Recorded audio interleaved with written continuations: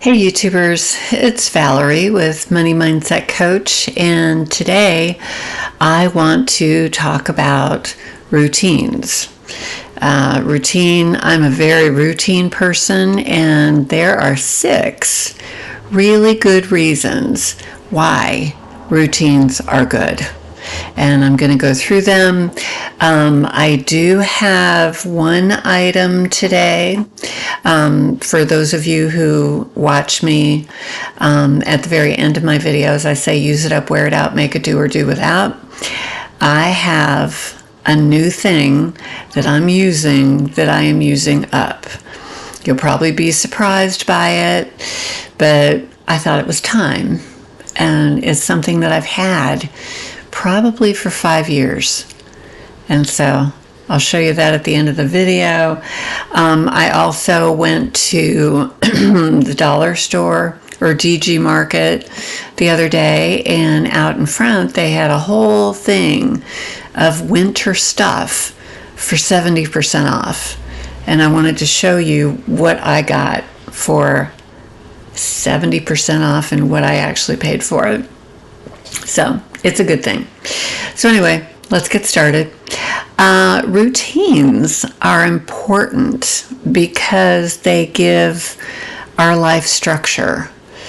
They reduce the stress. They help make progress without constantly overthinking everything. But here's why they matter. Number 1, less mental fatigue. If you have a routine that you do, say when you get up in the morning, if you're doing that, your brain does it without even thinking about it. So you need less brain power, which takes less energy, and it's a good thing. You won't be fatigued as much if you just do these things automatically. I mean, your brain kind of works that way anyway, because it's like when you drive somewhere, like when you drive to work. I am at work in like 2 minutes, so I don't have a very long commute. But I used to have a commute that was 45 minutes to an hour. Yeah, usually 40 minutes, but it would be an hour at night. What happens is you get in the car and you'll find yourself at home, but you didn't have to really put a lot of brain power into how you got home. You went the same way that you always do, and your brain already knows that. So your brain doesn't have to think that much. And I mean, I've gone places and I'm like, I don't even remember how I got here. You know, my dad used to kid saying, oh, the car knows its way. I could do this blindfolded. You know, your brain just does a lot of stuff on its own once it's already wired to do it. So that it takes less fatigue. You know, it takes that mental brain power off. It boosts productivity. Number 2, during some helpful actions daily, like tidying up, working out, or planning meals, builds momentum and makes it easier to stick to the goals, you know? And I get a sense of accomplishment when I've done these things, and I do them every day. You know, you just feel. There's actually a book called Make Your Bed, and it talks about how important one of those very first things that you do in the morning, like making your bed, it gives you a sense of accomplishment. And that can build one thing after another, and then by the end of the day, you end up really realizing that you've accomplished a lot just because of the routine of what you do and getting those done. Number 3, reduces stress and anxiety. Predictability. I think sometimes people can think predictability is boring. It's like if you're watching a television show. Now, when it comes to television shows, I don't like predictability. I like to watch the psychological thrillers that have twists and turns that I don't see coming. Those are the ones I like. But predictability in life is actually a very calming thing. When life feels chaotic, even a simple morning routine or bedtime routine can be grounding. I tend to find that when I'm doing my routines, my morning routine, my afternoon routine, the routine that I have at work, when I'm closing up the store, I actually find a lot of peace and contentment while I'm doing the things that I do to close the store. And I do things in a certain order, and I do those things so I don't forget anything. And it's very calming. Chaos is something I do not like. I don't like it at all. So the routines are very calming for me. Number 4, supports good habits. Routines make habits stick because it's something that you do. It's part of your routine. I talk about, I will use the word, it's not programmed in my brain yet. And I mean, we all know that I think they say we have to do something for 30 days for it to be a habit, to have it stick. Well, once you've been doing something, you've been doing a routine long enough, it helps you stick with the routine itself, and it helps you stick with what you're doing. And it's an automatic. It's like brushing your teeth or taking vitamins becomes automatic when it's part of your daily flow, and you don't think about it. You just do it, and it's a good thing. Number 5, it improves your sleep and energy. Consistent, they talk about this all the time, consistent sleep wake times and an evening wind down ritual helps your body regulate its internal clock, which means better sleep and more energy. That is so true. When I'm here at night and it's about 9 o'clock, because I try to go to bed about 10, between 10 and 10:30, there are certain things that I need to get done before I go to bed. And if I wait too long, I am just so tired that I end up going to bed and not doing those things. Is that something that's going to benefit your sleep? Not really. It's those regular things that you do, and maybe you do them in the same order. My dad was a very routine person. When he got ready for work in the morning or got up and did what he did everything in a certain order. And I saw that while I was growing up. And I think that has a lot to do with me being a routine person, because I saw my dad do that. And I did see my mom do that to a certain point. There were certain chores that she did on certain days, like the ironing or the washing or whatever. And that can actually give you a lot of peace too, because when I do the laundry on Wednesday, if you see laundry that needs to be done on Monday, you can say to yourself, okay, I'm doing that on Monday. I'm not going to worry about that today, and it's not going to stress me out. That's very, very important. But the consistent sleep-wake times, it's really important.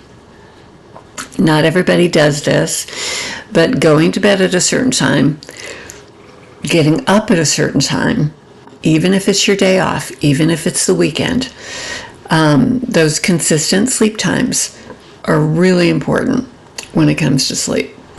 And as you get older, sleep is so incredibly important. very much. Number 6, routines make space for what matters. By streamlining the must-do stuff, routines free up mental and emotional energy so you can focus on relationships, creativity, or relaxation. Yeah. It's like when I mow my grass. I mowed my grass yesterday. It's nice. I went to work today. I don't have to worry about mowing my grass because I've already done it. It's done. I don't have to worry about it. I don't have to think about it. But I usually have a certain day of the week that I mow. Instead of working on Wednesday, I was off, and I'm working tomorrow, which is Friday. And that kind of threw some things off because I normally would have done it on Friday, but it's going to rain on Friday, so I wouldn't have been able to anyway. And then that can throw you off. I do have to admit that when I have a plan and I have a routine, I am not always the best person when I'm thrown off that routine. That's probably a whole nother video. This one was talking about routines itself. And I have to say, I started reading that book about Japanese happiness, and I am just blown away by some of the stuff that I'm learning in that book. Now, the book that I was reading before, How to Know a Person, I got it from the library. This is probably this is one of my good deals, but I borrowed it from the library. I loved the book so much that I decided that, because I have a bookshelf over here, and I pretty much love every book that's on this bookshelf. My kids will kid me saying, "Why do you have all these books?" Well, I do like to pick them out every once in a while, reread them, refer to them. I really, truly enjoy that. Well, this book so impressed me that I thought, this is a book that I want to own.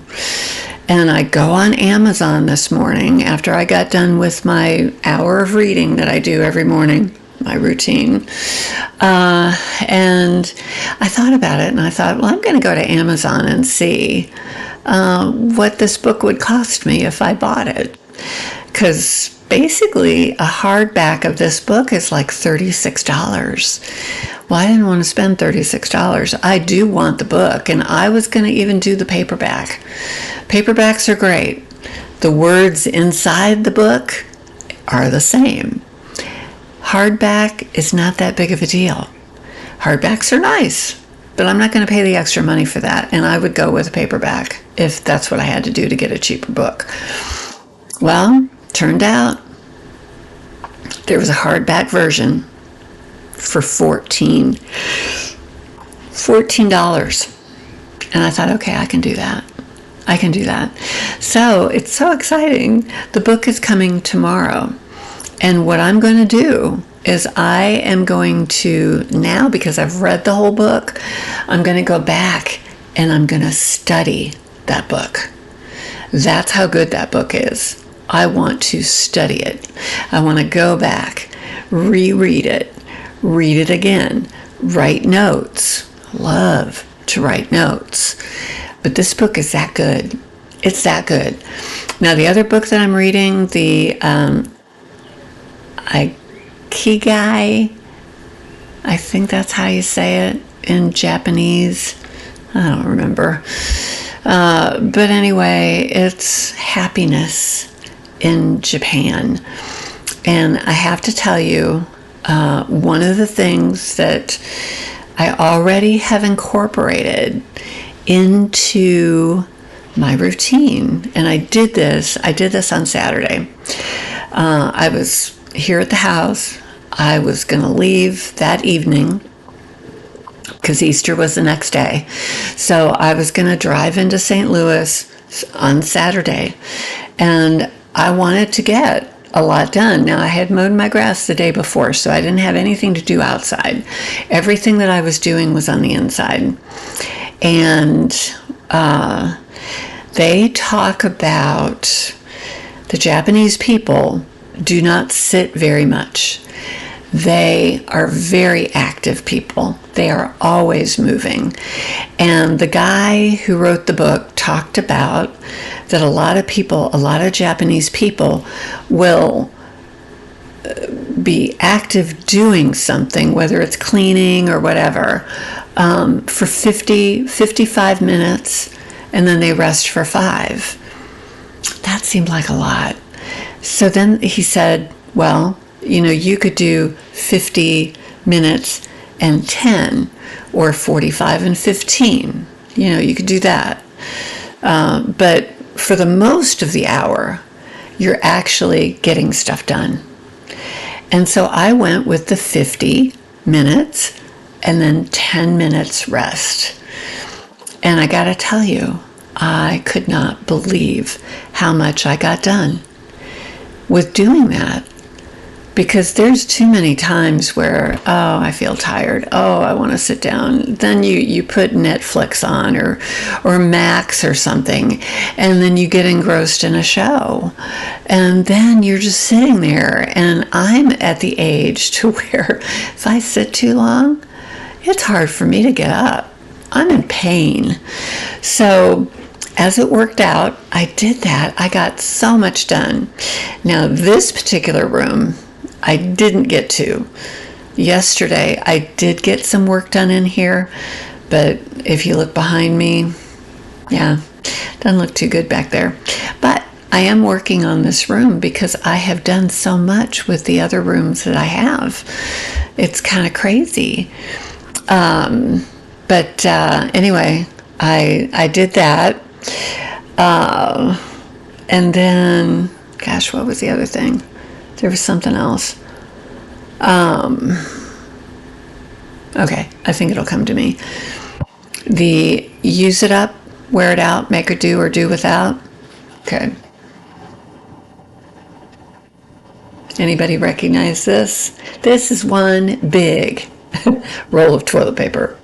See how big the middle is? This is not your standard roll of toilet paper. What this is, ooh, did you see how blurry that got? My camera was zeroing in on the toilet paper roll. Okay, it's back. During COVID, 5 years ago, my boyfriend and I went into Sam's, and there was a toilet paper shortage, and we were just trying to find toilet paper, and we couldn't find any except for 6 rolls of this, which this, is the toilet paper that when you go into the rest areas, when you go into the restrooms in grocery stores or whatever public place, this is pretty much the toilet paper you're going to find. Now, I have to say, it is 2-ply. I was surprised. I didn't think it was. Is it very soft? No. But each roll, this is worn down a little bit. This was bigger when I started. I've been on this for, I don't know, maybe a week or so. But basically, each one of these rolls, there were 6 that came together. Each roll had 1,000 sheets. 1,000. So, my boyfriend took 3 of them, and I took 3 of them. And we have had these as kind of, extra all these years. And then I started to think about it when I ran out of my regular toilet paper, and I thought, I've got these 3 rolls of toilet paper, 3,000 sheets of toilet paper. It's not the greatest toilet paper, but it's toilet paper. And I thought, I'm going to use it up. So anyway, this is my first one. I have 2 more. So who knows when I'm going to have to buy toilet paper again? I don't even know. But anyway, that's my use it up. And then this, oh my gosh. I got this at DG Market or Dollar General. It is a really, really soft fringed scarf. Really, really nice. I fell in love with the feel. Feels very soft, very nice. And I like pink. It's very neat. So anyway, they had this whole thing of all the winter stuff that they were getting rid of, which is the good time to buy winter stuff. Do it now when they're trying to get rid of it, and it's 70% off. So anyway, this scarf was originally $5, which $5 is not that much for a scarf, and it's a nice one too. I got it for $1.50, and I said, okay, I can do that. I'll get that scarf for $1.50. So that is my good buy of the week. This is my use it up of the week. What else? Okay, you know what I'm reading? Oh, I just got done with the best TV show on Max. It is called The Pitt. And if any of you watched ER, I watched that for 15 years. I love that show. The Pitt has Noah Wyle in it, who played Dr. Carter on ER. And I gotta tell you, this show is stupendous. Absolutely stupendous. It is so good. It is done so well. I couldn't get over it. It's a very, very good show. If you have not watched it yet, if you have Max, take a look at it. The other thing that is on Max that I also am watching is a show called The End of Us. And it was a video game, but now they've made it into a TV show. This is the second season. Watch the first season. I would probably categorize this show in there with The Walking Dead, which The Walking Dead I've never watched, but it just has that feel to it. It's very raw. It's got some weird parts to it. It's one heck of a show. But it's called The Last of Us. And they just had episode 2, and I was totally shocked by what happened. My youngest son wasn't, because he's played the game, and so he knew what was going to happen. But oh my gosh, great show. The other show that I started watching is Ransom Canyon. For those of you who like Yellowstone, some people are saying that it's Yellowstone meets Virgin River. I started watching it, and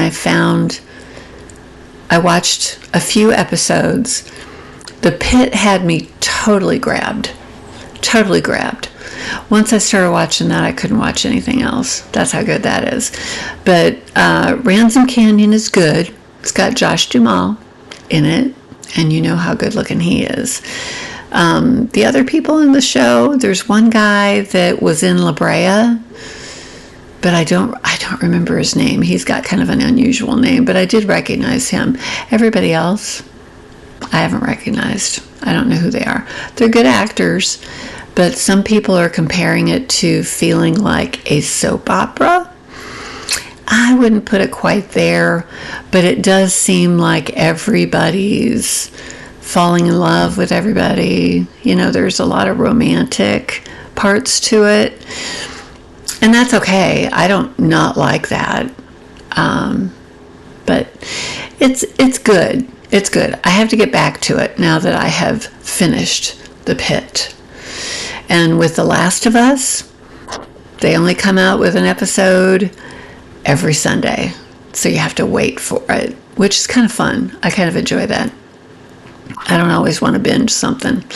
So basically, I think that is it. But just to go over the high points once more. Routines. Number 1, less mental fatigue. Number 2, boost productivity. Number 3, reduces stress and anxiety. 4, supports good habits. 5, improves sleep and energy. And 6, motivates space for what matters, because that is the most important thing. That's the other thing with the book with the Japanese. They put a lot of emphasis on spending time with people and enjoying that and how important that is. You know, it's not good. It's not good for somebody to be alone all the time. There's another show. Actually, it's a YouTube channel called Filth. It's English, so it's over in England. And I just love England. I love it. But it shows people who go into someone's house that really needs it to be cleaned up because they've just let it go. And there was one, I learned a lot about dead bodies and what happens if you would ever go into a place where there's been a body that has been decomposing, what you have to do, how bad it could really be. I had no idea. But this show kind of goes into that, and they're all up on YouTube. But this guy, he said that some of the saddest stories that he's seen is when he goes in and they ended up finding an elderly person who they talked about one in particular. This guy died right before Christmas and was found 2 weeks after Christmas. So that's really sad, because did he have no family? Did he have no friends? This is a holiday. Somebody should have been connecting with him, calling him, stopping by and seeing him. Nobody. And he just died all alone. And it was so sad. You know, we all need people in our lives. We need relationships are the most important thing. A clean house is not the most important thing. Relationships are most important. And, you know, when people have disagreements, I mean, there have been people who have been really upset about what happened over the election. There's quite a divide of Democrats and Republicans, and there's arguments that come between those people. There's a lot of different divides that we have in this country, and I don't think anybody would want their last conversation with somebody, if they died the next day and they had just had an argument with them about religion or politics or something like that, and people got upset, that isn't the kind of last conversation that you want to have with anybody. And the thing is you never know. You never know who's going to be there tomorrow. You know? It's like one thing I've learned from this Japanese book is that we are born to die. We all are born, and we are all going to die someday. And the people that we have in our lives will eventually not be in our lives anymore. You know, I've lost my parents, I've lost my brother, I've lost friends, you know, those people are not somebody that I can just pick up the phone and talk to anymore. I really wish that I could. So, anyway, don't want to get sad. Don't want to do that. But think about the relationships that you have. Use it up, wear it out, make it do, or do without. Till next time. Bye.